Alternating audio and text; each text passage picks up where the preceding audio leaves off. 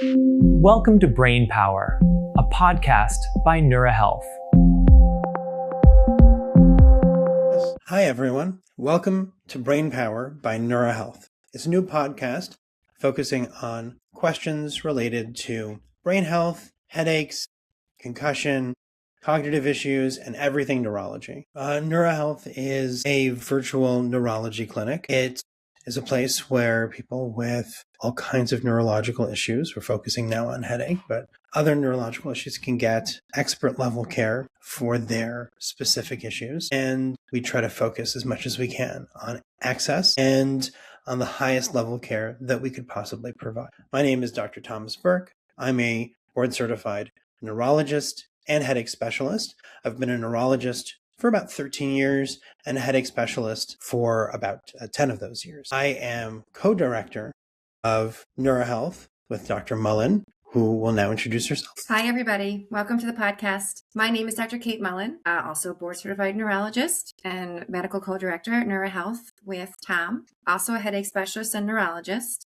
I've got a couple years on Tom, but not many. I think I've been a neurologist for about 15 years and maybe a headache specialist for 12 or so. I have been at Neura Health for much less than Tom. I am a newbie, but I came to Neura Health because of their dedication to providing quality neurological care to people that don't have access to it. And in my short tenure here, I've really found that to be the case. We really do provide really quality care to patients who either have to wait too long to get care or live too far away from care. So that was Neura's mission, and that's what drew me to it. And that's what we're doing every day. Since it's Brain Awareness Week this week, we're going to dig into some questions that the social media team has found for us that people are asking online. Just so you guys know, that's going to be the theme and really the point of the whole podcast. You want to hear what's out there, what people are saying, cut through the noise and really get to the bottom of the science behind it, the myth versus the facts, and help you guys really piece through the noise and know what's what, and hopefully help guide you to more truth. And that's what a lot of this podcast is going to be about: myth busting, Q&As, and talking to guests. We plan to have providers, different roles of people that work at Neura, influencers and advocates as well, and maybe even some patients. So our team has been surfing through various social media platforms and reading what people have to say. We've chosen a few topics that we'd like to really discuss further. So let's get into it.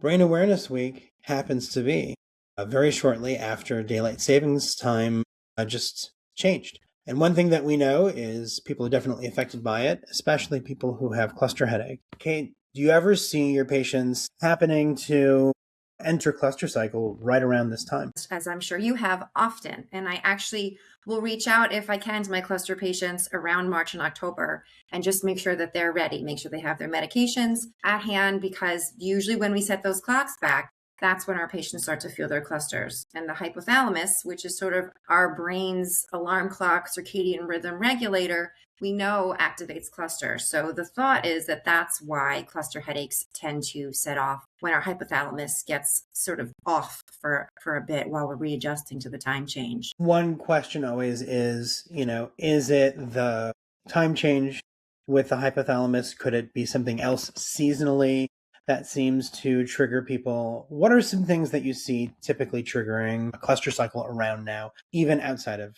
just, the clock change? Obviously sleep deprivation and sort of the adjustment of the sleep schedule. As things start to thaw off, we start to see more seasonal allergens start to pop up, things start spreading around. So it's funny, people say, oh, it's March, it must be X. But lots of stuff happens in March, right? Mm-hmm. So it's easy to sort of point to the time change. But like I said, it's also the time where, at least on the East Coast, the snow goes away, pollen starts to surface, and we've got other environmental changes happening simultaneously. Even outside of cluster, do you ever see your migraine patients, because the hypothalamus does play a role in migraine also, tending to have sometimes an uptick or a change in some of their symptoms right around now too? Right? October and March are sort of our transitional big seasonal swings. We're going from winter to spring and then summer to winter. So migraine patients, as we all know, don't like big changes. They don't like big swings. So in March, when it can be, and we've seen this in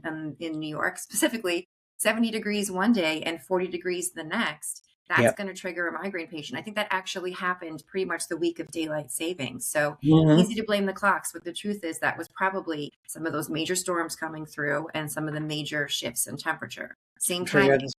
I'm sure you have this conversation with your patients all the time when they'll ask, is it this or that? And the answer a lot of times is yes, it's all of it. Yeah. You know what my favorite analogy is? I talk about that machine at the arcade where you drop a coin and the whole little lever just pushes the coins. Yep. And finally you drop that last coin and all the coins spill over. And that's because it was all of those coins, accumulating that really triggered you, not just that last one, but all of the ones that preceded it. Another topic that a lot of people talk about is what we call the chronification of migraine. Somebody sometimes experiences maybe a couple of migraine attacks, maybe a year or a month, and something happens, something changes, and the migraine frequency increases. Sometimes it can even become as frequent as every other day, daily chronic migraine. There's some really great epidemiologic studies that have looked at reasons why this happens. What are your thoughts? What do you think that every different kind of provider should know about the chronification of migraine in order to help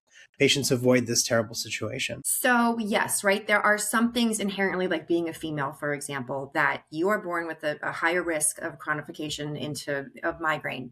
But there are other things that we can modify. So the most important one is that the higher frequency you have in terms of episodic migraines, the more likely you'll chronicify and become a 15 or more headache day person or month. So if nothing else can be modified but that, if we just are extra conservative and really aggressive about bringing that number down, right? If you have 12 days of headache a month, you're much more likely to become someone who has 15. So if we can bring that 12 down to an 8, we've automatically reduced your chances of chronicifying. So I think if one provider needs to know one thing, it's to be aggressive with those moderate frequency episodic migraine patients because they're much more likely to turn to chronic. Do you ever educate your patients also when you're going through a plan? And it's somebody maybe you're not necessarily as worried about the first time you see them with, regards to, things that they at least theoretically could even control in their own lives, things that they can look at and, ways that also they can try to avoid getting into a really severe vicious cycle.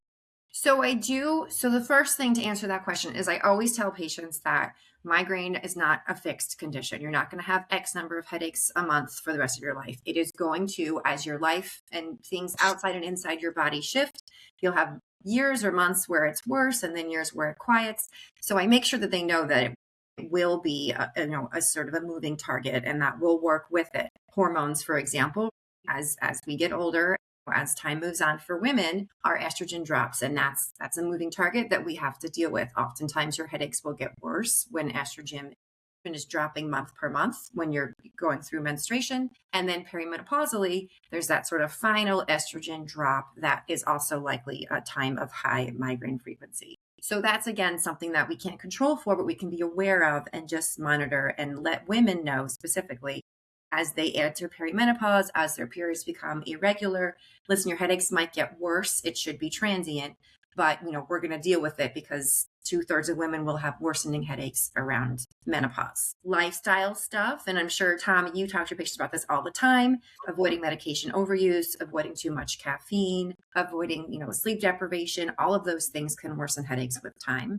And we need to be, even, if there are 4 headaches a month, I just say to them, listen, right now I'm not worried, but keep your eye on that number. If you start overusing, running out of your prescription early or start buying Advil, more often than you used to, I need to know that because that means we need to be aggressive about your prevention because you're starting to roll in the wrong direction. One thing we do at Neura Health is we also focus on lifestyle modifications with our coaches who are specifically trained to help people with what is evidence-based regarding lifestyle modifications and non-medical techniques, whether that's stress reduction, sleep issues, whatever the unique, kind of non-medical challenges you have to migraine, these are things that they can help with too.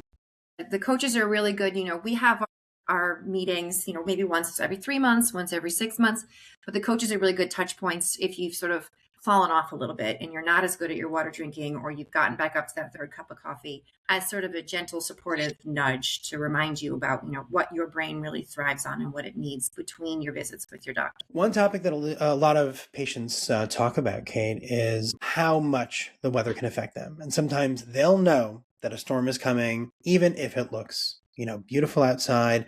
There's just something in the air.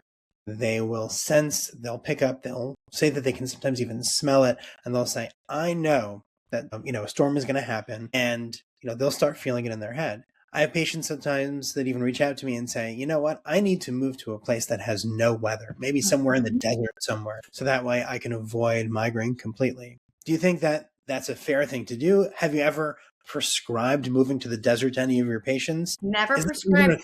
I did have someone do it, however. In fairness, she went for 6 months to test her theory, and she was almost headache free.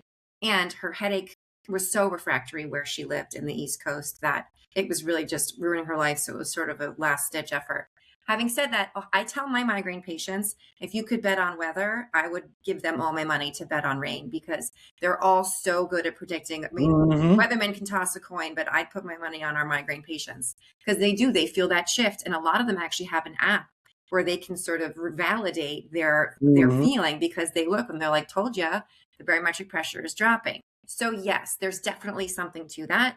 The theories behind why that happens, the trigeminal vascular system, it's complicated, but I would say that, 15 years of doing this, they all can't be wrong, right? I mean, there's definitely science to it, but it's not just, right? So when the barometric pressure drops, sometimes the temperature drops. Thunder and lightning cause sort of weird atmospheric electrical changes. And we know sort of the very first phase of migraine involves an electrical signal in a processing. So does that also play a factor? You can't really isolate a barometric pressure change without other atmospheric changes happening. So I don't know if it's just that by itself. Like I said, it's complicated, but there's something to it. One thing that is difficult to pin down sometimes as it relates to migraine are cognitive changes. Many times patients will tell us either during an attack, maybe as part of their aura, maybe even in between attacks, just on a constant daily basis, they'll be experiencing this brain fog. And it's really difficult for them sometimes to put it into words. How do you address this with patients? When that is one of the most limiting, disabling features of migraine for a patient, is there an approach that you personally take? Yeah. I call it migraine mind mush. Mm-hmm. And you know what it is? I think that the most worrisome thing to patients when they're experiencing that, and a lot of time it's like short-term memory or recall, where they feel like they're just having a really hard time accessing that part of their brain when they're, somewhere in the phase of their migraine. They're worried that they're like long-term damage is happening, or that, they're going to, have this cognitive fog and this sort of delayed processing forever. So I will explain to them, that this is not a long-term thing. This is very much because of your headache. And I say, the whole fight or flight, right? Like if you are running from a bear in the woods, you're not stopping to learn someone's name, right? Your brain, those parts of your brain are shut off. You are just trying to survive. They will wake back up when it's appropriate, when you're sort of out of the adrenaline-filled survival mode. But in this moment, that's just not your brain's priority. So it's putting it in the back burner. And also, a lot of reassurance, just like, don't expect too much or put too much on yourself, and be kind to yourself. You're suffering right now. You're going through something. It's okay if you can't do the New York Times crossword puzzle right now. That's not necessary to make you feel better. Give your brain that rest and in that moment to just be calm. All of that will come back to you. But in this moment, don't push it too hard. In the context of going from episodic to chronic and being careful with those high frequency episodic patients, if you are sitting at home waiting for a neurologist, and the visit is either 800 miles or 8 months out, your headache is actively chronicifying as you sit there. So Neura Health is so imperative to having that earlier intervention so that we can get you off that trajectory. The sooner the better, because like I said, the higher frequency you have, the more likely you are to become chronic. It's very true. And many times there are other things that are involved with your medical care that the concierges and Neura Health can help with. Sometimes, like we talk about with Welcome our coaches, to Brain our coaches Power, can help a podcast navigate by some Neura issues, Health. and give you tips and tricks with how to best deal with some of, the things that kind of limit you on a daily basis. That was a really great conversation and really great topics. And everybody just keep those topics coming. We'll keep surfing and looking around. And we're here to bust the myths. So we're here to educate you, to let you know what's got some truth to it, what's got no truth to it, and just give you some science behind all your questions. And if anything resonated with you, you can follow us on social media. We're Neura Health everywhere, on TikTok, on Instagram, on YouTube, and even on Pinterest. If you've been struggling to find a neurologist that's convenient or local for you, please go to neurahealth.co. Thank you for listening. See you next time. See you next time.